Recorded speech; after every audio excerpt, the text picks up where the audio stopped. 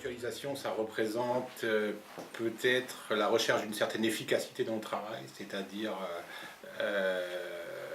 faire des économies de ressources là où ce n'est pas prioritaire, de manière à réaffecter des ressources sur ce qui doit être prioritaire dans notre action, c'est-à-dire l'action auprès des publics, avec les enfants, les jeunes, les adultes. Moi, je suis persuadé qu'un jour ou l'autre, dans un contexte économique serré, on nous demandera de mutualiser dans un souci, évidemment, de faire des économies.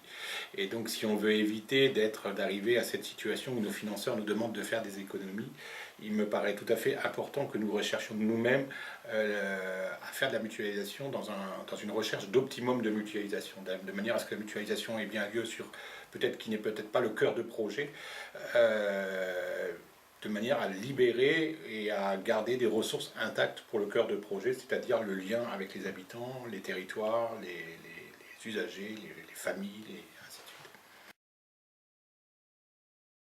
Moi, je pense qu'aujourd'hui, il n'y a pas de définition idéale de la mutualisation dans notre métier. On est plutôt à essayer, à tester différentes choses, que ce soit la mutualisation de logiciels, de moyens, mais aussi de la mutualisation humaine, c'est-à-dire du partage de salariés. Nous utilisons par exemple un logiciel de gestion des ressources humaines commun. Voilà, ça déjà depuis maintenant 6-7 ans, je crois.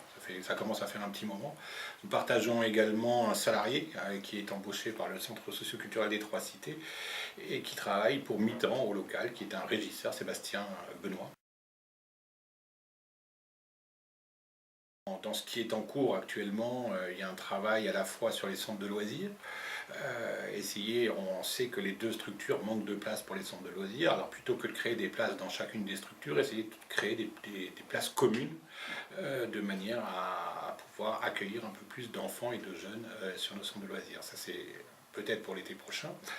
Et puis, de manière plus générale, une porte ouverte sur comment on travaille ensemble sur un territoire. Il y a une réflexion qui s'engage, qui est débutante et balbutiante sur le quartier de la Mérigotte, qui est un quartier qui va accueillir 500 logements dans les 4 ans qui viennent. Il y a 500 logements qui vont être construits, donc avec 2000 habitants. Et donc, ces 2000 habitants, il faudra travailler avec eux, ainsi de suite. Donc l'idée, c'est de dire comment on y va ensemble. Le local et les Trois Cités, comment on y va ensemble sur ce territoire. Voilà, c'est deux exemples, on pourrait en citer beaucoup. En tout cas, ce qu'on travaille, c'est l'interconnaissance et l'interreconnaissance. Voilà, c'est vraiment ça qu'on travaille aujourd'hui.